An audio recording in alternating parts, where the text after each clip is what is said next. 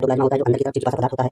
Flagella होता है गति प्रदान करता है जो कंडक्टाइल वैक्यूल होता है। ये बॉल बॉक्स में जो एक्स्ट्रा पानी होती है इसे बाहर निकालने में हेल्प करता है। सेल वॉल का काम होता है इनके शेप आकार प्रदान करने का काम करता है और इनका बाहरी लेयर होता है तो इनको सुरक्षा भी प्रदान करता है। जो सेल मेम्ब्रेन होता है, सेल मेम्ब्रेन को ही बोला जाता है प्लाज्मा मेम्ब्रेन। ये बॉल बॉक्स है, ये ऊपर वाला जो है दिखा, ये आसेप्टोल है। आसेप्टोल में एक स्पेशल टाइप का सेल बनता है जिसे बोला जाता है गोनिडियम। यही गोनिडियम माइटोटिक डिवीजन से मतलब ये बार-बार डिवीजन होता है, जैसे 2 से बना 2 से 4 से बना 4 से 8 सेल बना, मतलब ये बार-बार डिवीजन होता रहेगा और ये अपने मदर सेल जो इनकी मदर सेल होती है उसमें ही अपने आप को डेवलप करते रहेंगे। बस एक बार ऐसा आएगा कि उनका मदर सेल का। Welcome back UG university YouTube channel. तो आज के इस वीडियो में जो बॉल बॉक्स एल्गी होता है उसका पूरा लाइफ साइकिल देखेंगे, इसका पूरा जीवन चक्र देखेंगे। जो बॉल बॉक्स है ये बीएससी फर्स्ट सेमेस्टर में फाइकोलॉजी यूनिट के अंतर्गत आता है, जो कि यूनिट 3 पर है, आगे पीछे भी हो सकता है। तो जो चलिए बॉल बॉक्स का पूरा लाइफ साइकिल देख लेते हैं। इसका पूरा जीवन चक्र किस प्रकार से ये अपना पूरा लाइफ है सर्वाइव करता है, जीवित रहता है। तो इसका जो बॉल बॉक्स है इसका सिस्टमेटिक पोजीशन देख लीजिए। सिस्टमेटिक पोजीशन का मतलब है ये जो बॉल बॉक्स है एल्गी है किस क्लास में किस ऑर्डर में रखा गया है तो इसे बोला जाता है सिस्टमेटिक पोजीशन।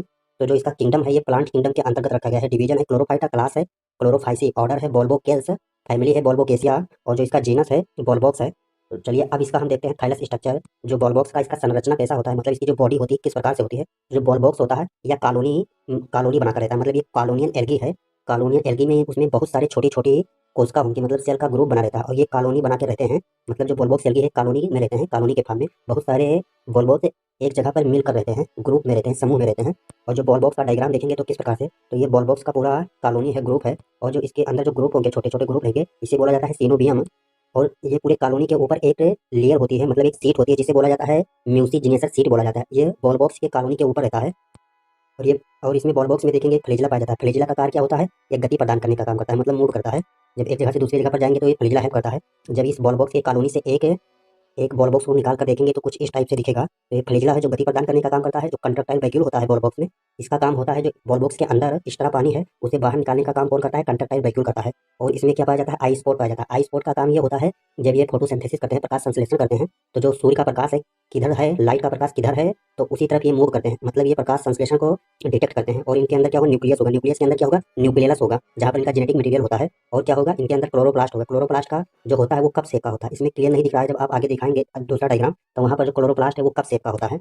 तो चलिए इसका नेक्स्ट पॉइंट देख लेते हैं। और जो बॉल बॉक्स है स्फेरिकल होते हैं, मतलब गोलाकार के होते हैं। और कॉलोनी जिलेटिनियस शीट से घिरी होती है। जो इसका कॉलोनी होता है, जो मैंने अभी ऊपर दिखाया था, इसका जो कॉलोनी होता है वो किससे घिरा होता है, तो वो जिलेटिनियस शीट से घिरा होता है। और जो हर कॉलोनी है, जो ये कॉलोनी है, इसके अंदर लगभग 500 से लेकर 60,000 मतलब 60,000 कोशिका हो सकती है। लेकिन ये बॉल बॉक्स के स्पीसीज पर डिपेंड करेगा, ये आगे पीछे भी हो सकता है, लेकिन लगभग इतना होता है। और जो पेरिफेरल लेयर से अरेंज होती है, जो इसका कॉलोनी है किस तरह से अरेंज होता है, वो पेरिफेरल लेयर में अरेंज होता है।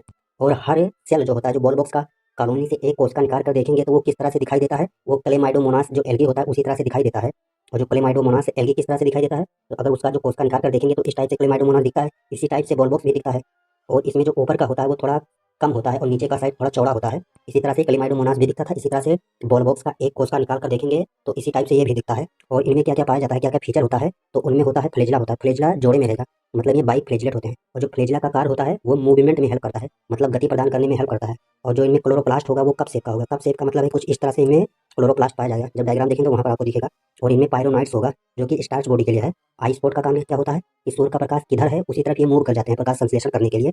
और कंट्रैक्टाइल वैक्यूल जो होता है, कंट्रैक्टाइल वैक्यूल का काम होता है बॉल बॉक्स में जो एक्स्ट्रा पानी है उसे बाहर निकालने में हेल्प करता है। कौन करता है, कंट्रैक्टाइल वैक्यूल करता है। चलिए इसका नेक्स्ट पॉइंट देखते हैं। जो सेल होते हैं ये साइटोप्लाज्मिक स्टर्न से जुड़े रहते हैं।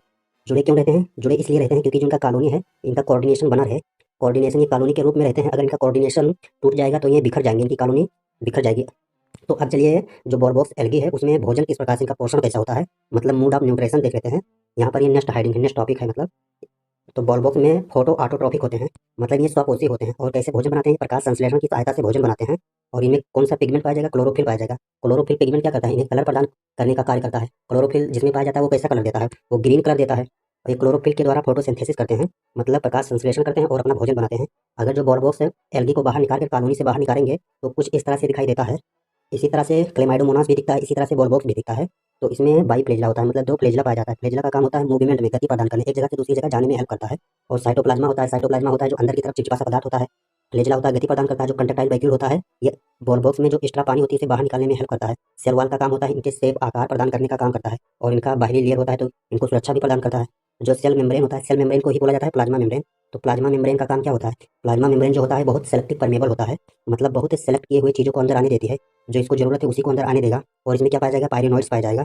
और क्लोरोप्लास्ट पाया जाएगा। क्लोरोप्लास्ट देखिए इसमें कप शेप का है, जो क्लोरोप्लास्ट का आकार है कप शेप का दिखाई देता है। और आई स्पॉट पाया जाएगा। आई स्पॉट आई स्पॉट का काम क्या होता है, जो सूर्य का प्रकाश होता है उसे ये डिटेक्ट करता है, मतलब जिधर सूर्य का प्रकाश रहेगा उधर ही ये मूव कर जाएंगे और वहाँ पर फोटोसिंथेसिस करेंगे, मतलब प्रकाश संश्लेषण करेंगे।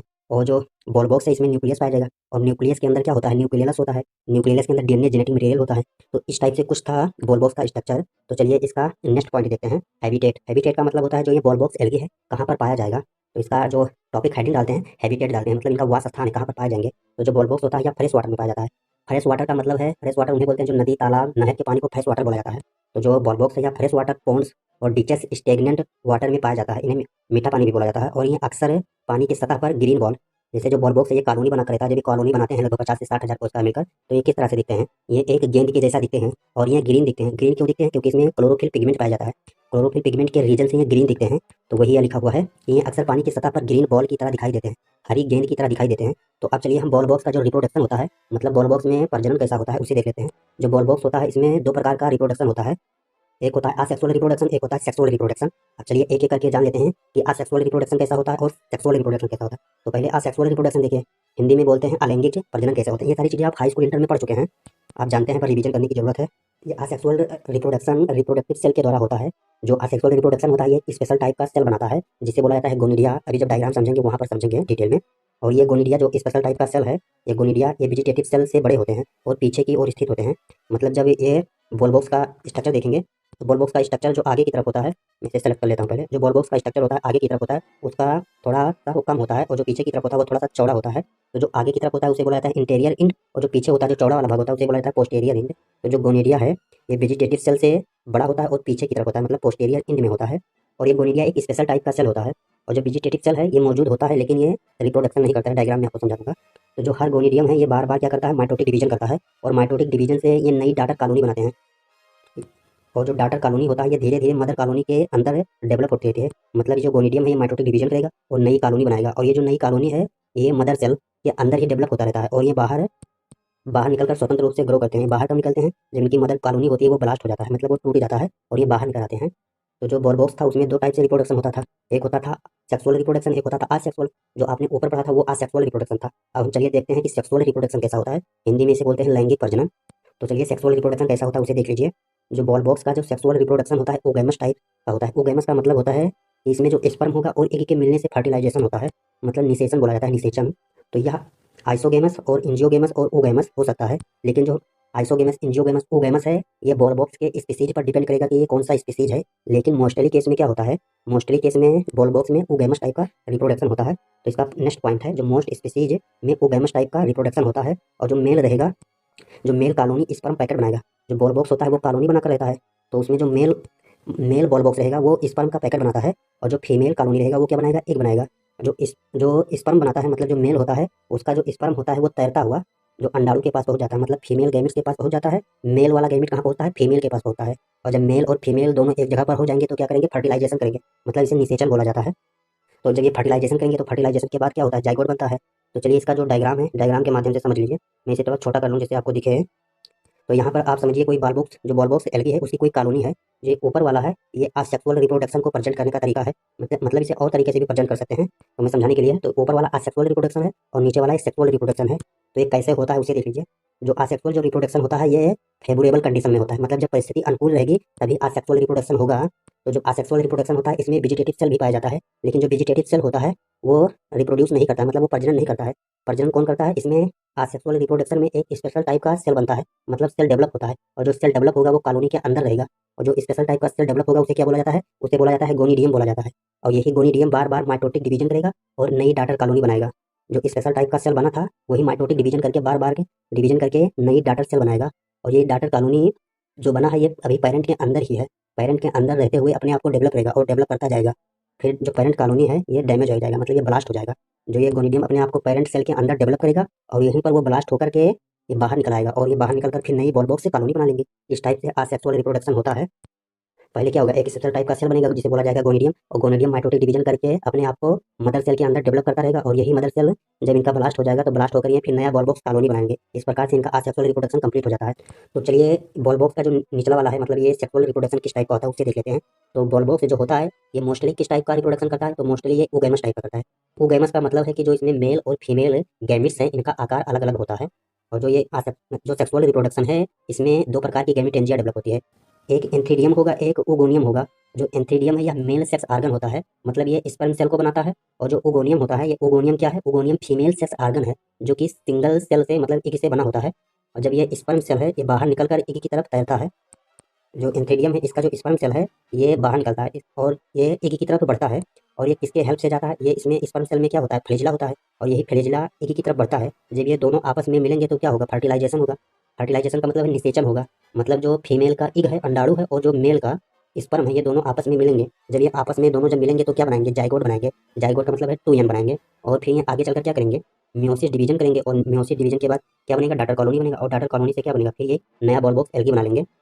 तो इस प्रकार से कुछ होता है। और जब ये फर्टिलाइजेशन करते हैं तो इनमें जाइगोट का जो थिक वाल होता है वो डेवलप हो जाता है, जिसे बोला जाता था, क्या बोलते हैं, जाइगोस्पोर बोलते हैं। और ये जाइगोस्पोर जब होता है, ये अनफेवरेबल कंडीशन में इनको सुरक्षा प्रदान करता है। जब इनका कंडीशन फेवरेबल आता है तब ये फिर अपने आप को मतलब ये जर्मिनेट करते हैं, मतलब अंकुरण करते हैं और फिर नया बॉल बॉक्स कॉलोनी बना लेते हैं। तो इस प्रकार से कुछ होता है सेक्सुअल रिप्रोडक्शन। तो जो सारी चीज़ें आपने स्ट्रक्चर में समझा, वही सारी चीज़ें यहाँ पर लिखी हुई है। तो जाइगोट क्या करेगा, जाइगोट का फॉर्मेशन होगा। जाइगोट का फॉर्मेशन कब होता है, जब मेल का स्पर्म और फीमेल का जो अंडाणु होगा, इग होगा, जब ये आपस में फर्टिलाइजेशन करते हैं तो क्या बनता है, जाइगोट बनता है। मतलब जाइगोट का फॉर्मेशन एंड जर्मिनेशन, जब इनका फॉर्मेशन होगा तभी यही आगे चलकर ये जर्मिनेशन करेंगे, मतलब नई डाटा सेल बनाएंगे। तो उसे देख लीजिए, तो फर्टिलाइजेशन के बाद जाइगोट बनता है और जाइगोट के चारों ओर एक थिक वॉल डेवलप होता है। जो थिक वॉल डेवलप होता है उसे क्या बोला जाता है, जाइगोस्पोर बोला जाता है। यही जाइगोस्पोर होता है, जब परिस्थितियाँ विपरीत होती है, मतलब अनफेवरेबल होती है, तो यही जाइगोस्पोर का रक्षा करता है। तो ये अनफेवरेबल कंडीशन में जाइगोस्पोर डोरमेंट हो जाता है, मतलब इनको रक्षा प्रदान करने का कार्य कौन करता है, जाइगोस्पोर करता है। जब परिस्थितियाँ फेवरेबल कंडीशन में हो जाती है तो ये जो जाइगोस्पोर था, ये जाइगोट मियोसिस में जर्मिनेट होकर के नई बॉल बॉक्स कॉलोनी बनाएगा। जब परिस्थितियाँ अनुकूल होगी तब यही जर्मिनेशन करेगा, मतलब जर्मिनेट अंकुरण करेगा और नई बॉल बॉक्स कॉलोनी बनाएगी। तो यही सारी चीज़ें लिखी हुई हैं जो आप डायग्राम में समझे हैं। ये दोबारा रिपीट हो गया है, जो आपने अभी ऊपर देखा था वही सारी चीज़ें रिपीट होकर लिख गया है। तो अब चलिए, जो बॉल बॉक्स का इकोनॉमिक्स इंपॉर्टेंट, इसका आर्थिक महत्व है, किस प्रकार से हमें लाभ पहुंचाते हैं। तो जो बॉल बॉक्स होता है, ये ऑक्सीजन रिलीज करता है, मतलब ये ऑक्सीजन को छोड़ता है। और बॉल बॉक्स कहाँ पर होते हैं, ये फ्रेश वाटर में होते हैं, मतलब ये पानी में होते हैं। तो ये जो इक्वेटिक एनिमल होते हैं, जो जलीय जीव होते हैं, उनको ऑक्सीजन प्रदान करते हैं। जब ये बॉल बॉक्स पानी में रहेगा, वहाँ पर ऑक्सीजन छोड़ेगा, तो उस पानी में जो भी जलचर जीव होंगे उनको ऑक्सीजन प्रदान करने का काम कौन करेगा, ये बॉल बॉक्स एल्गी करेगा। तो ये हमारे लिए आर्थिक महत्व का काम किया कि नहीं। और इसमें क्या होता है, फोटोसिंथेसिस होता है।